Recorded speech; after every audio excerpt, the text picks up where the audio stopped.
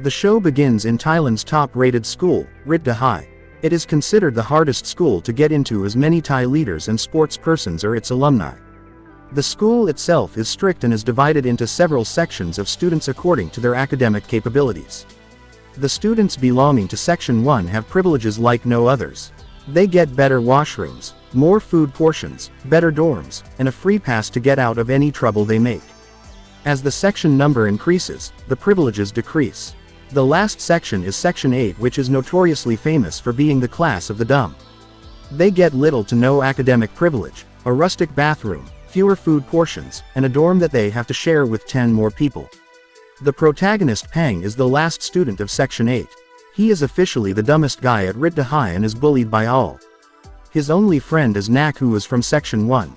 Because of his influence, Pang was given a nicer dorm to share with him. Despite being from very different social classes, they always have each other's back. Nak frequently tries to tutor Pang so he can also move to higher sections. But Pang likes to complain about the unfair system rather than studying. One afternoon, he pretends to be a Section 1 student to get better food. But he accidentally drops his plate on a student named Wave. He is an arrogant genius who can solve math and computer problems in seconds without a calculator. Wave orders Pang to clean his shoe or he will tell the principal that he is pretending to be of higher sections. Just then, Principal Latha intervenes and asks them what the problem is. Pang is about to be caught before Nak comes to his aid and lies that he is one of the good students. Even though Pang's batch is missing, Latha believes Nak and lets him go. Next week, the mid-semester test is going to be held. It is the most crucial test of their school life because a selected few will be upgraded to the gifted class. It is a special section of students who receive advantages over everyone else in the school, even Section 1. They are given apartments instead of dorms, free health checkups every month, their education is funded by the school, and they are made to attend special classes, unlike the normal students. Every student who has been in the gifted program over the years has achieved unattainable heights of success. Hence, the entire school is studying hard for the midterms. Nak is worried for his friend, knowing that he might get kicked out of the school if he fails again. Hence, the duo decides to steal the midterm papers. They are successful in doing so, but the questions seem odd to Nak. He thinks they are too easy, considering that they decide who gets to be in the gifted group. Eventually, the day of the test arrives. Pang has brought a cheat with all the answers, but he doesn't want to use them. Halfway through the test, a noise plays on the speakers, followed by someone asking the students to write their thoughts about evolution on the back page. Pang starts doing as instructed, but strangely enough, the other students didn't seem to have heard the message. In the following scene, a crowd has gathered in front of the notice board looking for their ranks. To Pang's uttermost surprise, he has been selected for the gifted program, and at the same time, Nak hasn't. Nak is clearly upset and believes that Pang somehow cheated him so he could get into the program. At night, they talk about everything and he pretends that the results don't bother him. Pang is glad that his friend is understanding, unaware that Nak has started to hate him. The next day, he walks into the gifted class for the first time. The arrogant topper Wave has also made it to the class. Pang instantly makes friends with a guy named Om who used to be in Section 2. Moments later, a teacher named Mr. Palm enters the class. He is a special trainer assigned to assist the gifted students only. He shows them a presentation about the rules one has to follow now that they are a part of something extra. The most crucial rule is that they are not allowed to talk about the things that happen in class to people outside. Throughout the presentation, Pang notices weird equations popping up on the screen that everyone ignores. At the end of the class, Palm shows them a math question and asks them for the answer. The question makes no sense, but everyone seems to know the answer other than Pang. This is because the question is related to the equations that were shown throughout the presentation. The others were able to process it in their minds and form an answer, but not Pang. Before the class is dismissed, Mr. Palm assigns them to find out why they are in this classroom. He doesn't explain the question further and leaves the students confused. A few days later, Pang and Nak get into an argument because Pang doesn't tell him anything about the gifted class. Nak thinks Pang has made friends with Wave and forgotten him. Wave hears this and provokes Nak even more. This causes an altercation and Wave falls unconscious. In the following scene, Pang and Nak are in the principal's office. They are about to be punished when Palm comes to Pang's rescue. Since he is one of the gifted, his punishment is waived but Nak's punishment is doubled as a result. Pang tries to help his friend but Nak is not grateful at all. He pushes Pang and the two get into a fight in front of the principal. It ends when they declare that they are no longer each other's friends. After that, Pang moves out of his old dorm room and into the new apartment.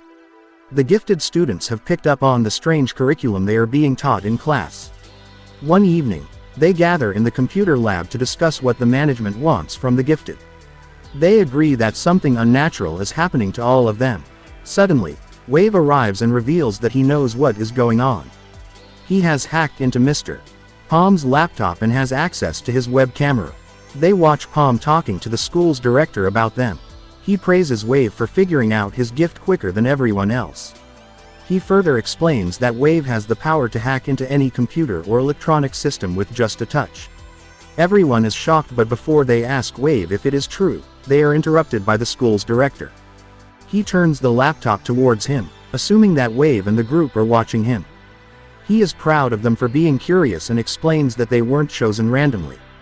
All animals are constantly evolving to fit into the environment, and the same goes for humans. They have been chosen because they are more evolved than their normal classmates.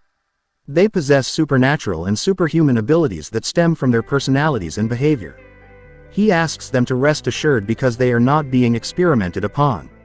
Instead, their capabilities will be polished in the gifted program so they can grow up and do things for the betterment of humans as a whole. After the meeting, the gifted are in shock. Pang doesn't believe the director because he sees himself as an ordinary guy. The next day, the students are asked if they have found their abilities. Everyone raises their hands except Pang and another guy. The rest tell everyone about their powers. The first guy can imitate any skill just by watching a video of someone doing it. Then, there are a pair of twins who are in sync and can feel each other's pain. Third, is a girl named Namtan who can hear and see things associated with objects. She proves her ability by touching a pencil box and revealing where it was a few days ago. is the last person to showcase his ability, but it turns out he hasn't figured it out yet and thinks making people laugh is his specialty. Later, Namtan asks him for her pen that she lent him earlier in class. She is heartbroken upon discovering that he lost it because it was a gift from someone special. Namtan also feels bad and wishes the pen would reappear. Just when he says that, something tings inside his pencil box, but he doesn't check it.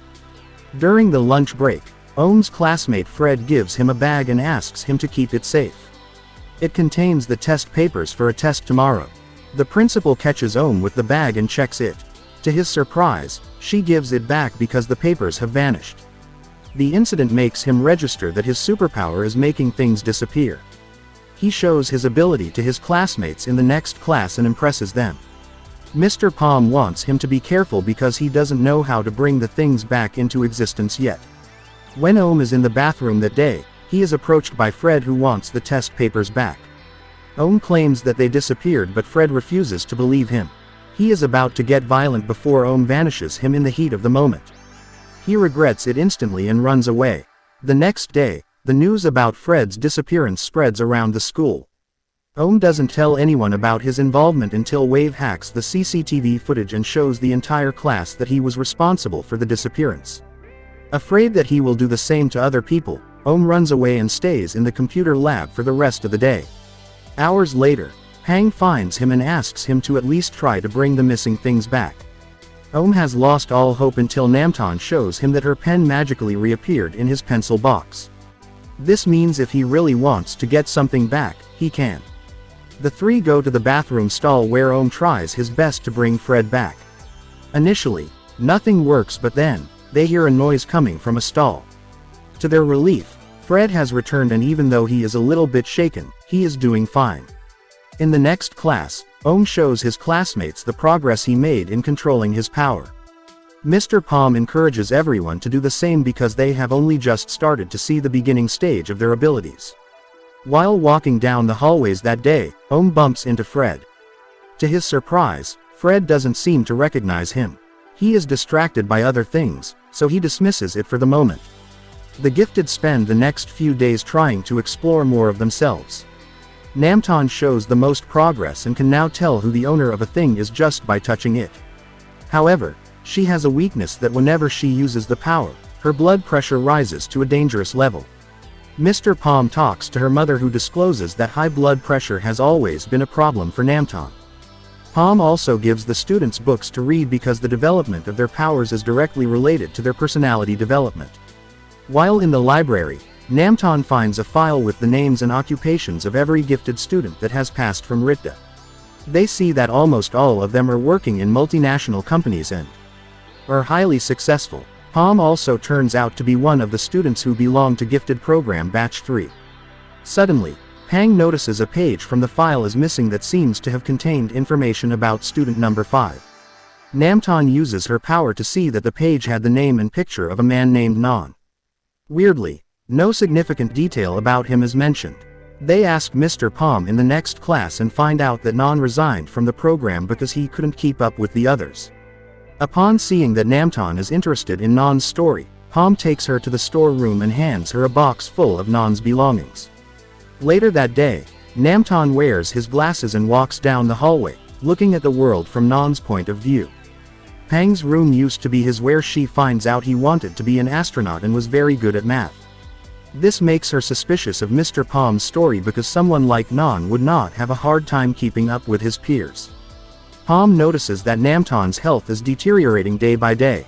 He asks her to stop using her powers for a few days, but she is too invested in Nan's case to listen. Pang helps her to get more info on him by going through the official school documents that the students are restricted to see. They find paperwork that confirms that Nan did resign from the program. However, when Namtan touches the paper, she sees that the pen that signed it belongs to Mr. Palm's. It is clear that he was the one who filled the form, not Nan. Namtan also finds out that the last time Palm met Channon was in the school's warehouse. The next day, she goes to the warehouse with Pang and asks him to pick the lock for her. When he does, she locks herself inside. Using Channon, glasses, and jacket, she is able to see what happened when he was last here. He has a red file with something very crucial about the school. Because of it, he was restrained by a group of men so a woman could steal the file. Before Namtan can see further, her blood pressure rises and she gets dizzy. Just then, Pang enters the room and finds her on the ground. Before passing out, she tells him that Channon found out about the school's secret. In the next scene, Namtan is at the hospital with her mother, Palm, and Pang. Her mother wants her to withdraw from the program because it is harming her health. However, Pang convinces her otherwise. In the last scene, everyone is in the classroom. Pang suddenly remembers what Namtan told him in the warehouse and asks her what truth she was talking about. To his surprise, she says that nothing happened in the warehouse. As soon as she stepped in, she passed out. Subscribe for more videos like this, turn on the notification, and leave a like to help the channel out. Thank you for watching.